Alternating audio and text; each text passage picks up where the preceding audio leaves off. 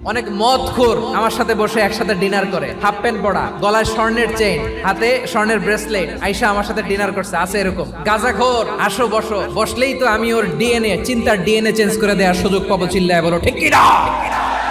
আমার অনেক হিন্দু পরিচিত ভাই আছে, ওরা আমাদের ইফতারির প্রোগ্রামে এসে একসাথে ইফতারি করে। বিশ্বনবী ইহুদির বাড়িতে গেলেন, আর আমার মুসলমান ভাই আমার কাফের বলে, এরকম আছে না নাই?